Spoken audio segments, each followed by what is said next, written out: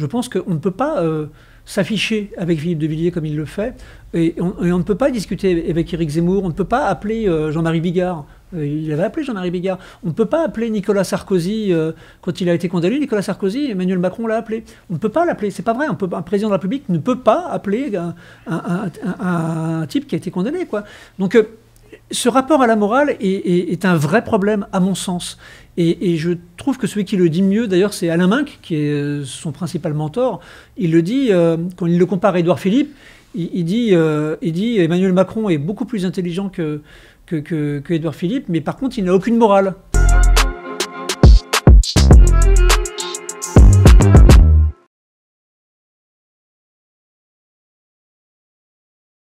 Alors bonjour Gérard, bonjour Fabrice, bienvenue chez Blonde. Alors est-ce que pour commencer vous pouvez vous présenter rapidement? Gérard Davet, 55 ans, grand reporter au journal Le Monde. Fabrice Lhomme, 56 ans et grand reporter au journal Le Monde. Alors après votre livre sur Sarkozy, Sarko m'a tué, Sarko n'a pas été réélu. Après, un président ne devrait pas dire ça, Hollande n'a pas été réélu. Est-ce que vous voyez comme des tombeurs de tête de président? Ce serait trop facile et trop simple. Non. On n'est pas des tombeurs de présidents. En revanche, je pense qu'on amène un éclairage qui n'est pas nécessairement porté sur les présidents et sur les coulisses d'une présidence. Et c'est en ce sens qu'on peut parfois faire quelques dégâts. Et alors, qu'est-ce qui vous a intrigué particulièrement dans la rédaction donc, de cette nouvelle enquête, le traître et le néant autour du dernier quinquennat d'Emmanuel Macron, par rapport aux enquêtes précédentes que vous aviez pu faire sur, que ce soit Sarkozy, Hollande ou d'autres figures politiques? Ce qui nous a frappé dès l'irruption de Macron sur la scène politique, c'est le fait qu'on avait affaire à un ovni, à quelqu'un dont on ne savait pas exactement d'où il venait, ce qu'il voulait faire, ce qu'il avait en tête, etc. Et on a constaté après son élection que le brouillard ne se dissipait pas du tout. C'était même l'inverse. C'est-à-dire que plus on lisait des choses sur lui, on le voyait agir, etc. Et moins on comprenait à la fois qui il était lui-même et ce qu'il voulait faire. Donc on s'est lancé dans cette longue enquête avec Gérard pour essayer de répondre en fait à ces deux questions qui renvoient un peu à la dualité du titre, c'est-à-dire qui est cet homme, qui est Macron, et deuxièmement, qu'est-ce que le macronisme, si tant est que ça existe. Voilà. Et je pense qu'on a réussi à répondre à ces deux questions, qui, à notre avis, c'est pas seulement des questions qu'on se pose tous les deux comme des journalistes. On a vraiment le sentiment qu'il y a beaucoup de Français, qu'ils aient voté ou pas pour lui d'ailleurs, qui se posent ces questions depuis en fait plusieurs années. Et je crois qu'avant le scrutin de 2022, c'était important d'apporter un éclairage et une réponse à ces questions quand même importantes. Alors c'est un livre qui est très riche, plus de 110 entretiens réalisés. L'un de vos collègues journalistes, Pierre Laroutourou, avait sorti il y a quelques semaines avant Élysée confidentiel, dans lequel il montrait notamment l'aura que pouvait avoir le président de la République, quasiment la fascination chez des figures proches du pouvoir, donc Manuel Valls notamment, il y a Aurélien Taché, Sibeth Ndiaye, donc des personnes qui ont gravité autour de lui. Est-ce que la force d'Emmanuel Macron, suite à cette enquête, vous diriez que la force d'Emmanuel Macron repose avant tout sur son charme? Ce serait un peu simpliste là aussi. Alors c'est Paul Laroutourou et pas Pierre, mais c'est pas grave, il a l'habitude. Mais ce serait un peu simpliste de résumer Macron à ça. Il est certes une force séductrice en mouvement constant. Il a aussi une capacité intellectuelle indéniable, comme beaucoup, mais lui aussi. Mais il a autre chose, c'est-à-dire qu'il a aussi un talent stratégique. Il a un talent guerrier. C'est-à-dire qu'il cumule plein de talents qui sont très utiles à la politique et qui, en général, permettent de gravir 4 à 4 les escaliers du pouvoir. Simplement, le problème qui se pose, c'est qu'on peut avoir toutes ces qualités, mais on peut aussi avoir des convictions. Et en l'occurrence, ce que le livre démontre, c'est qu'il n'a pas de conviction. Et c'est un vrai souci, et ça laisse les Français, justement, dans une sorte de no man's land. On a appelé ça le néant, mais c'est un no man's land.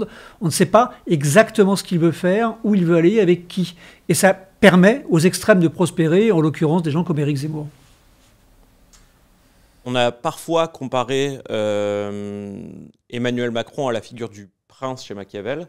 Alors chez Machiavel, effectivement, le prince doit être pourvu de vertus à la fois morales et politiques, c'est-à-dire fondées sur essentiellement la ruse et la force, et doit maîtriser l'art de la guerre, qui est l'unique objet de pouvoir selon Machiavel. Est-ce que vous diriez aujourd'hui qu'Emmanuel Macron est une forme de prince moderne dans sa conquête du pouvoir, c'est-à-dire en s'étant appuyé essentiellement sur de la ruse, effectivement une forme de séduction et une forme sincère, une forme, pardon, non sincère, mais affichée de trahison envers un certain nombre soit d'alliés politiques, soit d'adversaires politiques, tout en étant donc un très bon conquérant, mais un piètre dirigeant au pouvoir?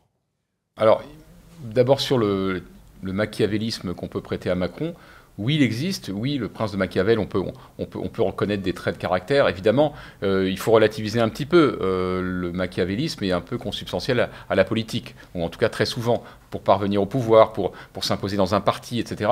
Il y a toujours des manœuvres, etc.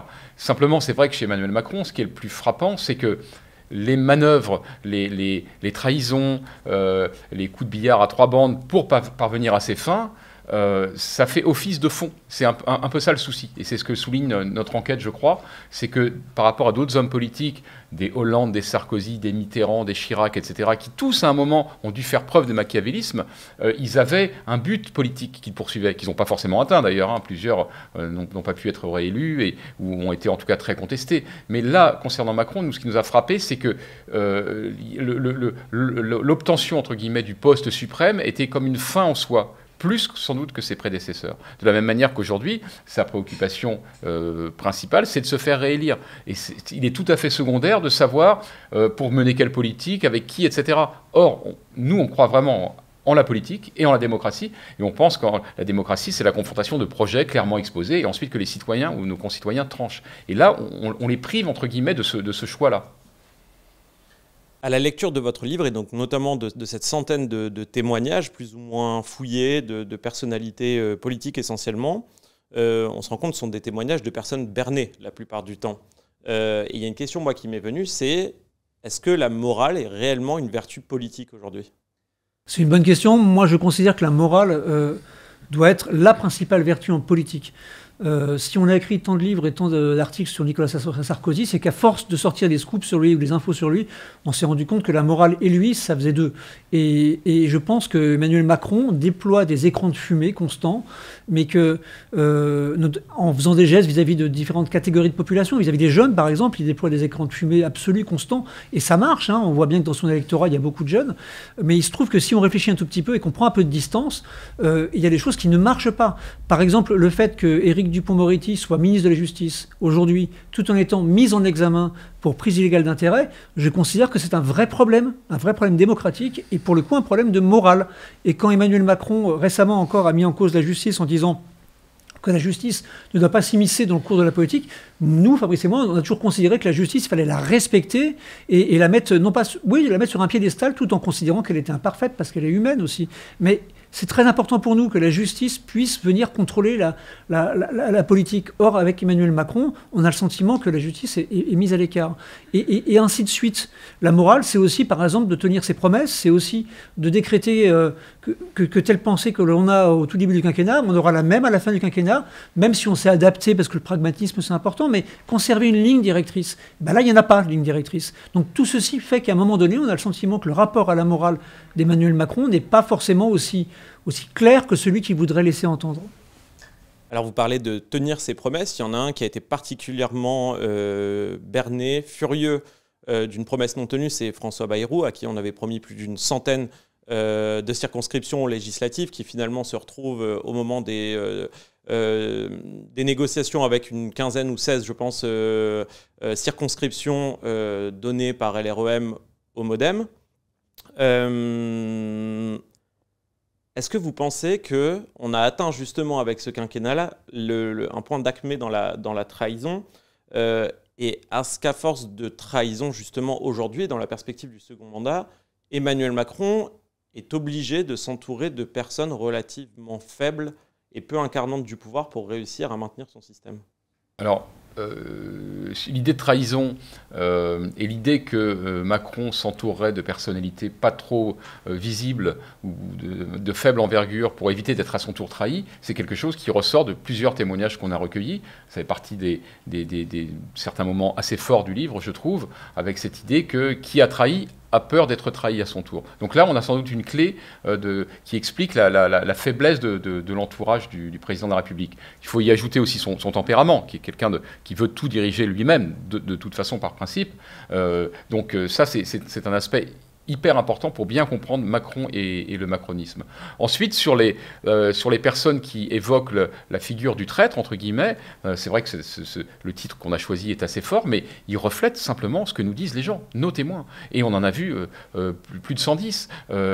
Et parmi ces témoins, attention, il n'y a pas que des gens qui sont des opposants politiques à Emmanuel Macron. Vous avez des Christophe Castaner, des Sibeth Ndiaye, des Stanislas Guerini, des Christophe... enfin, il y en a des Castaner, oui. Il y en a des dizaines qui sont plutôt proches de Macron, soit très proches, soit qui le trouvent plutôt sympathique. François Bayrou, dont on parlait tout à l'heure, c'est quelqu'un qui se reconnaît plutôt dans Emmanuel Macron. Il lui reproche, ça c'est une des révélations du livre, effectivement, d'avoir trahi justement un accord qu'ils avaient passé en amont pour un nombre de députés qui n'a pas été respecté in fine, même si Bayrou a réussi à en obtenir finalement un peu plus que ce que lui proposait Macron, mais il s'est quand même fait berner lui aussi à son tour. Mais n'empêche qu'il lui conserve sa sympathie. Mais ce qui est intéressant, c'est que même les gens qui ont de l'estime, de l'amitié ou qui soutiennent Emmanuel Macron, même ces gens-là reconnaissent que oui, c'est vrai, en politique, il faut trahir. Oui, c'est vrai que si on doit définir le macronisme, en fait, revenez l'année prochaine, on vous en dira plus, parce que pour l'instant, on ne sait toujours pas.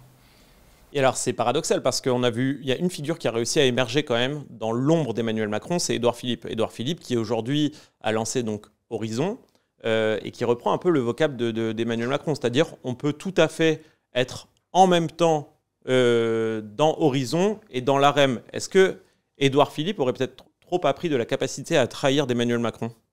Édouard Philippe est un être politique jusqu'au bout des ongles. Il a grandi sous l'égide d'Alain Juppé. C'est quelqu'un qui sait exactement ce qu'était l'ancien monde, il sait exactement ce qu'est le nouveau monde, c'est-à-dire que c'est l'ancien monde sous des atours juste un peu plus modernes, et donc il emploie les méthodes politiques qui ont toujours prospéré. En fait, par exemple, là, il le dit clairement, quand il crée son parti Horizon, c'est un parti. C'est pas une start-up, c'est pas une amicale, c'est un parti politique avec des statuts, etc. Il faudra payer pour en faire partie, parce qu'il a bien compris, il a examiné tout ce qui s'était passé en Macronie, il a bien vu que la Macronie se résumait à Emmanuel Macron, qu'il n'y avait pas de parti politique, et donc il n'y avait pas d'ossature, pas de conviction. Et ce que fait Édouard Philippe, c'est qu'il applique justement les méthodes qu'il a apprises durant toute sa jeunesse, qui étaient créer un corpus idéologique, créer une armée de militants et s'allier tous les élus possibles de France et de Navarre. Donc il se positionne, et il le fait de manière tout à fait maligne, en se mettant dans l'espèce de maison commune qu'ils veulent créer avec François Bayrou, sauf que lui, il joue sa carte, c'est Édouard Philippe, et il la joue plutôt finement, quoi.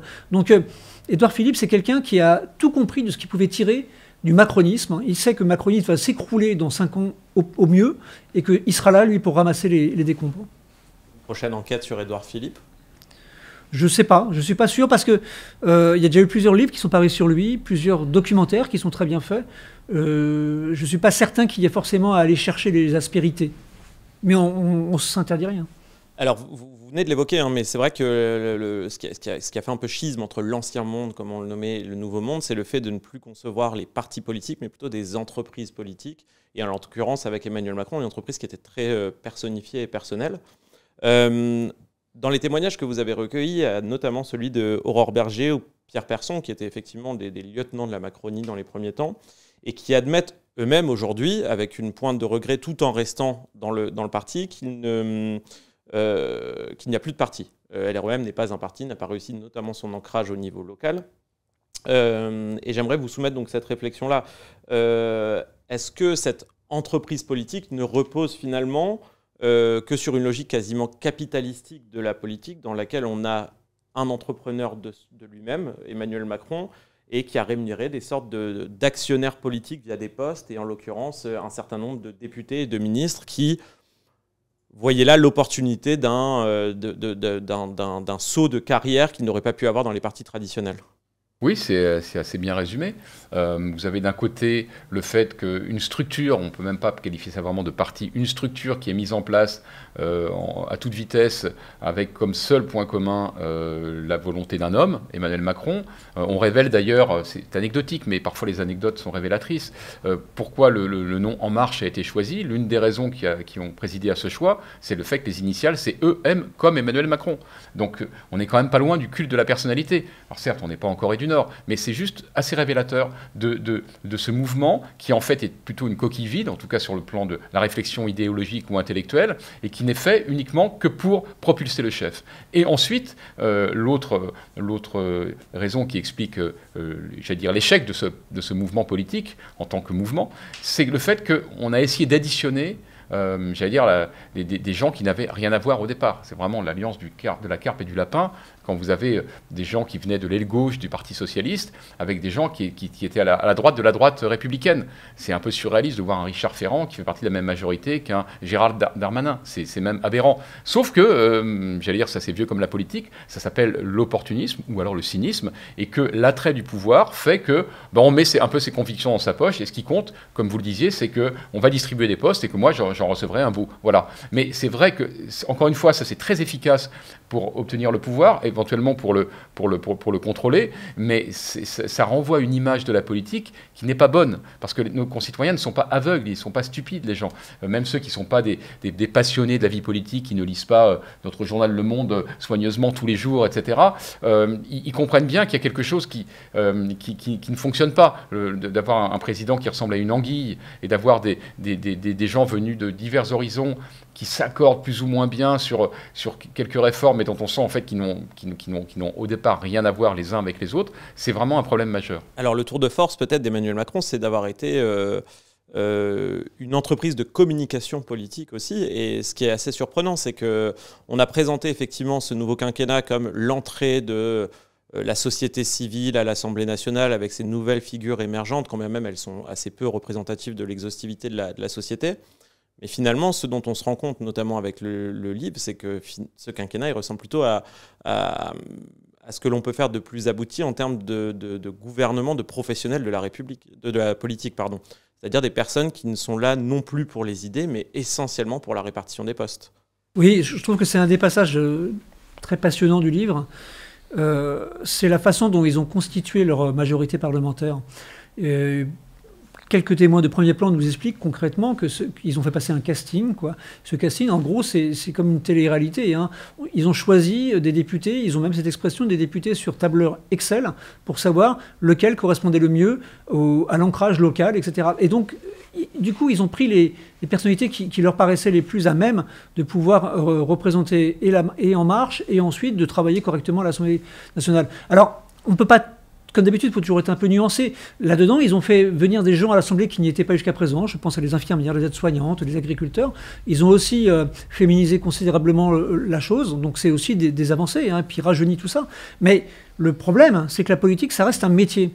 Et ça, pour le coup, nous, on a l'avantage d'être un peu expérimentés. Ça fait 35 ans qu'on fait ce boulot, qu'on suit la politique. On voit bien que la politique, c'est un métier. Il faut apprendre à parler aux gens, il faut apprendre à les comprendre, il faut avoir de l'empathie. L'empathie, c'est la qualité politique la principale. Comprendre ce que ressentent les gens. Et là, en l'occurrence, on voit bien que non seulement il y a un problème d'empathie, ils ne ressentent pas ce qui se passe chez les gens, d'où les gilets jaunes, de tout ça. Et deuxièmement, un problème de compétences. Interroger les gens de l'Assemblée nationale, les administratifs, ceux qui font tourner la boutique, ils vous diront qu'ils n'ont jamais eu à gérer autant de problèmes de compétences en termes de mise en place de lois, etc., etc. Et donc, du coup, on voit bien que ça ne marche pas à tel point qu'une bonne partie des députés ne vont pas se représenter. Or, la politique, c'est un métier, ça s'apprend, et c'est un métier noble, parce que c'est un métier, on se dévoue pour les autres, hein, on n'a pas grand-chose à y gagner, y compris financièrement.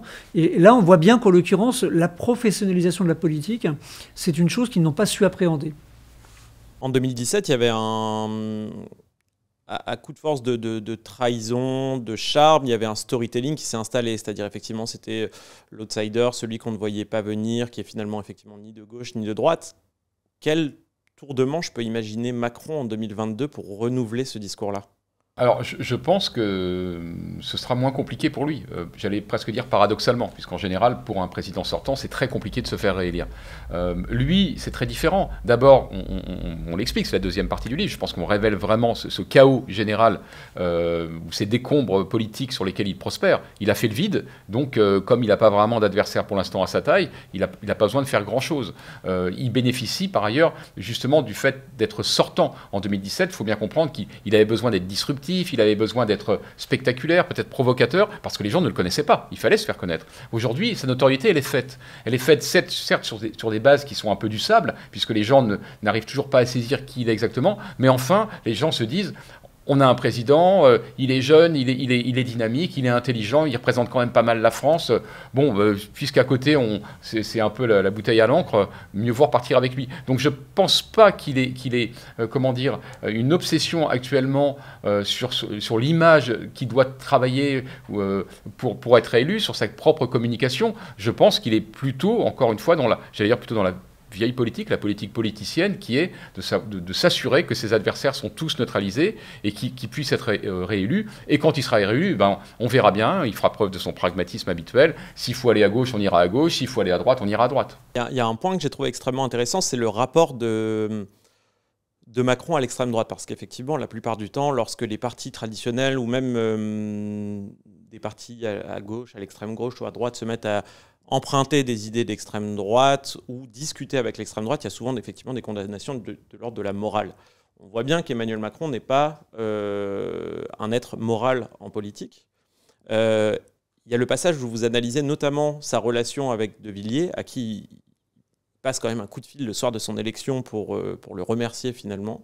Il y a quelques semaines, Éric Zemmour, lorsqu'il a sorti son livre, avait révélé avoir eu des échanges avec Emmanuel Macron et qu'Emmanuel Macron lui aurait même suggéré ou commandé un rapport. Pourquoi personne ne s'offusque aujourd'hui du dialogue qui est entretenu par Emmanuel Macron avec l'extrême droite, dont on voit bien qu'il est une instrumentalisation, encore une fois, à des fins politiques, mais qui ne génère pas, contrairement à ce que peut provoquer les idées, par exemple, même d'un Fabien Roussel récemment, d'indignation médiatique. Parce que, et c'est un phénomène assez fascinant, objectivement, c'est que tout glisse sur Emmanuel Macron.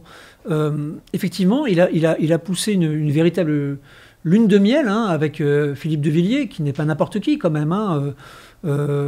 C'est quelqu'un qui est d'extrême droite, qui a des propos totalement anti-vaccins, complotistes très régulièrement, qui est par ailleurs très intelligent, mais qui a des positions politiques qui sont extrêmement critiquable. Et Emmanuel Macron n'offusque pas. Il a passé du temps avec lui. Ils ont dîné ensemble plusieurs fois. Ils se sont reçus, ils se sont téléphonés. Ils ont même partagé une sorte d'intérêt pour Viktor Orban, jusqu'à se dire que c'était peut-être une bonne solution. Et ça, c'est vraiment le rapport avec la morale d'Emmanuel Macron. Emmanuel Macron se vit comme étant libre, et la liberté, ça va jusqu'à frayer avec ces gens-là. Et ça, pour nous, c'est un vrai problème, parce que, encore une fois, on a des repères qui sont des repères idéologiques. Je pense qu'on ne peut pas s'afficher avec Philippe de Villiers comme il le fait, et on ne peut pas discuter avec Éric Zemmour, on ne peut pas appeler Jean-Marie Bigard. Il avait appelé Jean-Marie Bigard. On ne peut pas appeler Nicolas Sarkozy quand il a été condamné. Nicolas Sarkozy, Emmanuel Macron l'a appelé. On ne peut pas l'appeler. C'est pas vrai. Un président de la République ne peut pas appeler un type qui a été condamné, quoi. Donc, ce rapport à la morale est un vrai problème, à mon sens. Et je trouve que celui qui le dit mieux, d'ailleurs, c'est Alain Minc, qui est son principal mentor. Il le dit, quand il le compare à Édouard Philippe, il dit Emmanuel Macron est beaucoup plus intelligent que Édouard Philippe, mais par contre, il n'a aucune morale. C'est l'inverse d'Édouard Philippe, qui, lui, a une vraie morale en politique. Et c'est vrai, je pense qu'il y a des marqueurs d'un côté, et de l'autre, il y a une absence totale de marqueurs. Et ça donne cette espèce de présidence écran de fumée dans lequel les gens s'engouffrent. Les médias, en particulier, je pense qu'il faut aussi considérer que nous-mêmes sommes parfois un peu aveugles. On a été aveugles dans la montée en puissance d'Emmanuel Macron, y compris dans la prise de distance d'Emmanuel Macron. Mais ce qui est intéressant aujourd'hui, c'est qu'avec Fabrice, on passe beaucoup de temps à faire des séances de signatures, de conférences en province. Et on voit bien que les gens, de plus en plus, sont avides de comprendre. Le livre rencontre un très grand succès, alors qu'à Paris, il y a eu assez peu, finalement, de battage médiatique autour. Et en fait, en province, ça cartonne. Et les ventes, on est dans les 3 meilleures depuis un mois et demi. Et donc, ça veut dire quoi? Ça veut dire qu'en fait, les gens ont besoin de fond, ils ont besoin de comprendre ce qui se passe. Et Emmanuel Macron, l'écran de fumée qu'il déploie, c'est l'anti-compréhension. Donc je pense qu'il faut qu'on fasse ce travail d'explication. Et pour rebondir sur le fait que certaines critiques ne se font pas beaucoup entendre, ou du moins discrètement, notamment sur ses rapports avec De Villiers, mais il y a beaucoup d'autres exemples qui choqueraient si c'était un autre président. Nous, on a constaté ça dans d'autres domaines. Par exemple, les affaires judiciaires. On révèle par exemple les dessous de l'affaire Alstom, qui a quand même les atours d'un éventuel scandale d'État. Eh bien, ça n'atteint pas Emmanuel Macron. Alors que sous Nicolas Sarkozy, dès qu'il y avait une affaire qui pouvait concerner un de ses proches, il était mis en cause. À tort ou à raison, mais de fait, François Hollande, qui n'a pourtant jamais eu rien à se reprocher personnellement, qui n'a jamais été mis en cause dans aucune affaire, lorsqu'il y avait un de ses ministres qui déviait un petit peu, il en prenait plein la figure. Et nous, on a vraiment observé ça, c'est que Emmanuel Macron, en tant que président, on sait qu'il y a une immunité pénale qui s'attache à ses fonctions, mais lui, il bénéficie en plus d'une immunité médiatique qui est assez mystérieuse. C'est un des ressorts de son succès, je pense. C'est que peut-être parce que certains médias se sentent pas assez forts, on est dans une période où on sait que les médias sont fragiles, pour s'attaquer au roi. Par ailleurs, il dégage effectivement cette impression d'un homme fort, aussi peut-être éventuellement autoritaire, qui peut faire peur, tout simplement, ou en tout cas dissuader de le mettre en cause. Dans tous les cas, c'est quelque chose qui nous interpelle, et on pense que, pour le coup, notre rôle de journaliste, et ce livre en témoigne, avec les multiples anecdotes ou révélations ou témoignages, c'est que, justement, nous, on ne doit pas être impressionné en tant que journaliste parce qu'on n'est plus en monarchie, tout de même. Donc, oui, un président, il faut enquêter sur ses coulisses, sur les dessous de son action, et faire exactement l'inverse de ce qu'il nous a demandé à nous, journalistes, de faire. On le met un peu en exergue dans le livre, où pour ses premiers vœux à la presse, en 2018, il demande aux journalistes, instamment, de ne pas s'intéresser aux coulisses de son action, de ne pas s'intéresser au contexte, et de relayer simplement sa communication. C'est extraordinaire, parce que c'est vraiment exactement ce que ne doit pas faire un journaliste digne de ce nom. Donc nous, on a essayé de le prendre au mot, mais inversement à ce qu'il espérait, et contre-enquêter, en fait, sur un pouvoir qui reste plus qu'intriguant. Alors, vous venez de l'évoquer, il y a un point qui a été quasiment passé sous le silence pendant tout le quinquennat, sur lequel très peu de journalistes ont enquêté, mais que vous évoquez dans le livre, que je trouve assez aussi fascinant qu'inquiétant, c'est le fait que lorsqu'il était à Bercy, Emmanuel Macron, on a vu un nombre de fusions-acquisitions en France exploser, souvent au bénéfice d'un réseau relativement proche d'Emmanuel Macron, et un réseau qu'on retrouve en premier lieu dans les soutiens de campagne et les soutiens financiers de la campagne d'LREM. À votre sens, est-ce que vous nous allez dire à la fois un mot et nous expliquer pourquoi on ne parvient pas à enquêter sur ce sujet-là, ou on ne souhaite pas plutôt enquêter sur ce sujet-là? Oui, alors du coup, nous, enquêter, on a commencé à le faire, et on a même consacré un long chapitre à ces événements-là. Pour résumer, ça signifie que lorsque Emmanuel Macron était aux manettes avant d'être président de la République, donc dans un premier temps secrétaire général adjoint de l'Élysée, puis surtout à Bercy, donc 2014-2016, ministre de l'économie. Durant cette seule période-là, à Bercy, 10% des entreprises du CAC 40, donc les grosses entreprises, et surtout les entreprises stratégiques, ont été cédées à des groupes étrangers. Donc, se pose un premier problème. D'abord, c'est du jamais vu. Autant de fusions-acquisitions sur une période aussi courte, c'est du jamais vu dans l'histoire. Donc ça pose question. Ensuite, deuxième question, c'est un peu gênant lorsque, comme Alstom, qui fournit quand même l'énergie des réacteurs nucléaires, vous vendez ça aux Américains. Enfin, troisième aspect qu'on met en lumière dans le livre, c'est que là où ça devient vraiment très dérangeant ou très troublant, c'est que vous avez retrouvé des intermédiaires qui ont pris tout à fait légalement des commissions, mais des commissions astronomiques, c'est des centaines de millions d'euros sur ces énormes opérations de fusion-acquisition.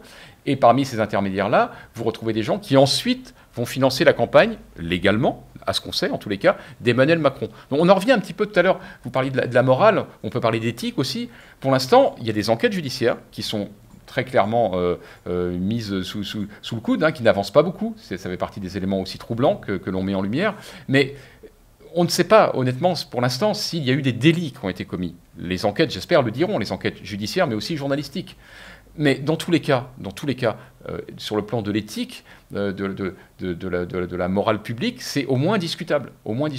Et j'emploie volontairement le terme de discutable parce que je pense que même les partis politiques de l'opposition ou des oppositions devraient s'en saisir davantage, et même les citoyens et nous, les journalistes, il faut en débattre de ça. Est-ce qu'on a bien fait de vendre ces actifs stratégiques? Est-ce que ça a été fait avec des arrière-pensées? Est-ce qu'aujourd'hui on ferait la même chose? Est-ce qu'on va revenir là-dessus éventuellement?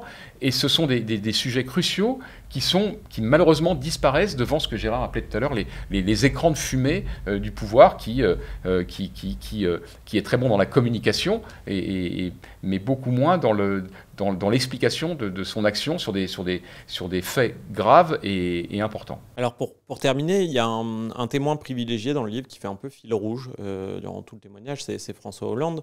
Et François Hollande qui apparaît avec une posture intéressante parce qu'il est ni dans l'aigreur, ni dans la revanche, mais plutôt dans une forme permanente de questionnement, voire d'incompréhension sur ce qui s'est joué encore.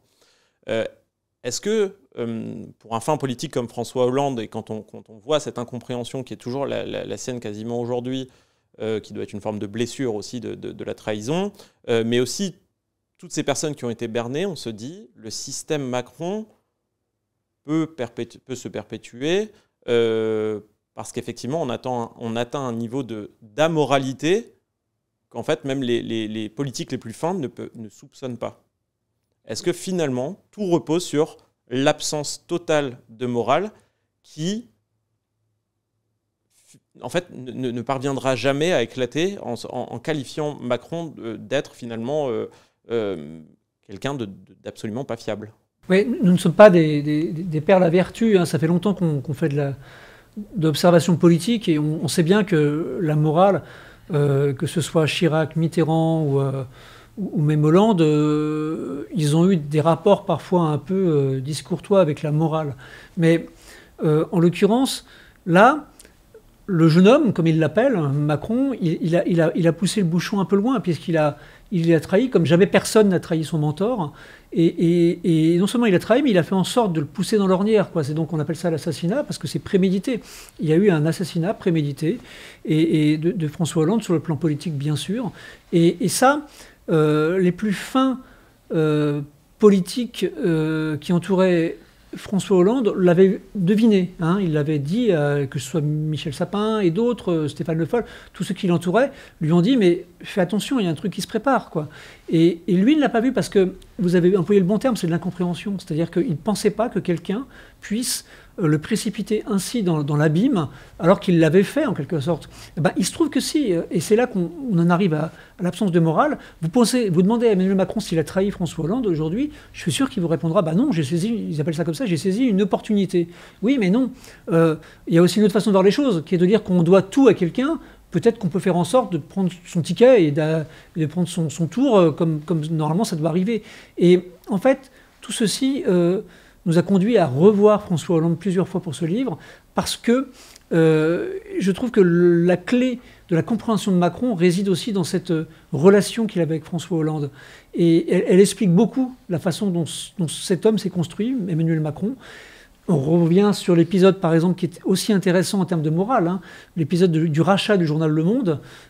C'est tout à fait intéressant la façon dont Emmanuel Macron a fait ami-ami avec les journalistes du Monde en 2010, en les conseillant bénévolement, croyait-on, hein, à l'époque il était chez Rothschild, en les conseillant bénévolement pour le rachat du journal Le Monde. En fait, il travaillait en sous-main pour Alain Minc et Claude Perdriel. En sous-main. Et c'était donc quelque chose qui était parfaitement intéressé, y compris sur le plan financier. Donc, quelque part, je pense qu'il faut prendre de la distance vis-à-vis d'Emmanuel Macron, vis-à-vis de ce pouvoir macronien. Revoir Hollande nous a permis de comprendre ça. Et ce livre permet, je crois, de mieux comprendre comment cet homme s'est construit, sur quoi il s'est construit, quel est l'échafaudage de sa politique, et de quelle manière il faut toujours s'en méfier. Mais je me permets du coup une question supplémentaire. Cette absence de morale-là, l'indignation qu'elle devrait provoquer, on a le sentiment qu'elle, et vous le dites sur le succès du livre qu'il peut avoir notamment à Paris mais aussi en province, cette indignation elle va parvenir aux citoyens mais jamais au secteur politique en tant que tel. Il y a un témoignage, le premier du livre, celui de Moscovici, qui est hyper intéressant parce qu'on se rend compte qu'il se livre à vous dans un premier temps, il regrette très rapidement parce qu'il est dans l'attente d'un poste à la Cour des comptes, il vous en veut d'avoir même publié son témoignage, il se fait taper dessus par le président, et on se rend compte, en fait, avec cette histoire-là, précisément, que l'absence de morale sera toujours supplantée par la perspective d'un poste alléchant. Alors que finalement, dans la société civile, l'indignation peut vraiment venir. Oui, alors après, vous avez raison de pointer cet écart, on va dire, entre ce que peuvent ressentir nos concitoyens, leur pratique dans leur vie quotidienne, et ce qu'ils peuvent voir d'une certaine idée de la politique. Encore une fois, nous on pense que la politique c'est noble et qu'il y a beaucoup d'hommes politiques qui pratiquent leur profession, car effectivement c'est une profession de manière tout à fait respectable, des députés, des maires, etc. Ou ça peut être aussi des ministres. Et simplement, là c'est vrai que les gens se disent mais on ne comprend pas ce qui se passe et on voit bien qu'effectivement on se distribue les postes et on oublie les engagements qui ont été pris et on pense simplement à comment se faire réélire. Bref, la politique politicienne. Et c'est vrai qu'il y a un décalage qui est majeur et qui s'explique peut-être, et qui n'a jamais été aussi grand, je crois, qui s'explique peut-être par la pratique du pouvoir qui a été revendiquée par Emmanuel Macron, c'est-à-dire sa méfiance et même sa défiance vis-à-vis de ce qu'on appelle les corps intermédiaires, dont nous faisons, nous, journalistes, partie, puisqu'il a très vite déclaré, on va dire, son hostilité à la presse, son mépris pour les syndicats, son mépris pour la justice, dont on parlait tout à l'heure, et tout cela fait qu'il s'est rêvé comme le souverain qui était en contact direct avec son peuple. Sauf que ça ne marche pas, puisque le peuple, il ne le connaît pas. Ce n'est d'ailleurs pas un reproche à lui faire. Il a grandi dans des milieux, on va dire, favorisés, et les postes qu'il a occupés ne l'ont jamais mis en contact avec la population. Avant d'être président de la République, il n'a jamais été élu. Et donc, son pari qui était je saute au-dessus des corps intermédiaires et je parle avec le peuple, en fait, c'est pas aussi simple que ça. Et donc, il y a ce décalage profond entre un pouvoir politique qui de plus en plus est vu comme on voit un château avec une forteresse où sont nichés les puissants, et le bas peuple qui doit accepter sa condition. Et ça, on pense que c'est porteur de gros risques. Et encore une fois, la montée des extrêmes, notamment de l'extrême droite, elle n'est pas neutre. Elle n'est pas neutre. Elle est favorisée par ce contexte. Donc il ne s'agit pas de faire porter toute la responsabilité à Emmanuel Macron. Ça vient de loin, cette défiance vis-à-vis des élites. Elle n'est pas toujours justifiée non plus. Il y a aussi parfois de la démagogie ou du populisme qui peuvent agiter certains réseaux pour contester le pouvoir qui est quand même un pouvoir démocratique. Mais néanmoins, nous, on pense que cette mise à distance des corps intermédiaires a créé un fossé avec le peuple et qui est dangereux, quel que soit le pouvoir. Lorsque une majeure partie du peuple se sent complètement méprisé par le pouvoir, quel qu'il soit, c'est porteur de grands dangers. Oui, il y a un élément qui nous semble toujours important avec Fabrice, c'est quand même que quand vous regardez les intentions de vote, en gros, il y a 25% de Français qui sont prêts à voter pour Emmanuel Macron. Ça veut dire qu'il y en a 75% qui ne sont pas prêts à voter pour Emmanuel Macron. Il ne faut pas le perdre de vue. Et je pense que la suprémabilité d'Emmanuel Macron, c'est de thésauriser sur ces 25%, qui sont à mon avis un peu moins d'ailleurs aujourd'hui, et de thésauriser là-dessus, et de traiter les autres, de les gérer. Il sait exactement comment trianguler pour finalement, au final, être réélu et bénéficier d'une majorité confortable. Mais il y a 75% des Français qui ne veulent pas de lui. Qu'est-ce qu'on fait de ces gens-là ? Il faut aussi savoir leur parler. Alors si on se projette, et évidemment c'est un exercice qui relève de l'artefact, mais sur un nouveau quinquennat Macron, il a déjà fait le vide dans le champ politique autour de lui. Il a des soutiens de la première heure qui livrent objectivement des témoignages où ils font état de trahison, ils font état de l'absence de parti. 5 ans de vide sur un vide déjà existant, qu'est-ce que ça peut donner ? On sait déjà ce qu'il va faire. Je pense que la loi sur les retraites, il va la mettre en œuvre, je pense, dès le début du prochain quinquennat s'il est réélu. Ça va immanquablement engendrer des manifestations monstres et des protestations monstres. On sait déjà qu'il va continuer comme ça. Il va continuer comme ça, sachant qu'en plus, il peut s'appuyer sur des résultats économiques qui sont assez florissants, il faut bien le reconnaître. C'est-à-dire que le chômage a baissé, il vise le plein emploi, il n'y a jamais eu autant de création d'entreprises ou de création d'emplois. Donc ça durera ce que ça durera, mais pour l'instant, lui, il peut capitaliser là-dessus, même si, pourtant, et c'est ça qui est fascinant, c'est qu'une grande partie, et c'est pas moi qui le dis, c'est donc des économistes, une grande partie des mesures qui ont été prises sous François Hollande ont permis aujourd'hui cette embellie économique. Mais il va capitaliser là-dessus, il va faire ses réformes sur la retraite, et je pense qu'il va entamer d'autres réformes qui sont à ses yeux importantes, j'imagine, sur l'assurance, la sécurité sociale, etc. Donc ça va être ça, son quinquennat. Simplement, son vrai problème, c'est qu'il va être avec une majorité parlementaire qui ne sera pas aussi claire que celle qu'il avait en 2017. Puisque là, ça va être plus compliqué de faire élire derrière lui une cohorte de députés. Il y en avait 308 quand même en 2017. Là, ce ne sera pas le cas. Il y aura des députés Horizon qui ne seront pas forcément d'accord avec lui. Ça va être beaucoup plus compliqué. Il va devoir gérer une majorité hétéroclite, ça va être plus complexe. Et alors vraiment, dernière question cette fois-ci. Si on se replace finalement sur l'entreprise qui était la vôtre de comprendre comment a émergé la figure d'Emmanuel Macron et comment il gouverne aujourd'hui, on le voit même quasiment physiquement, l'exercice du pouvoir l'a abîmé.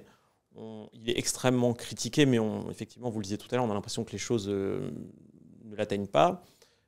Qu'est-ce qui, intrinsèquement, et sans rentrer non plus dans une logique psychanalytique, mais peut animer un personnage comme Emmanuel Macron dans le fait de retourner sur 5 ans de quinquennat, après finalement toute l'opposition qu'il a générée, voire la haine qu'il a pu générer?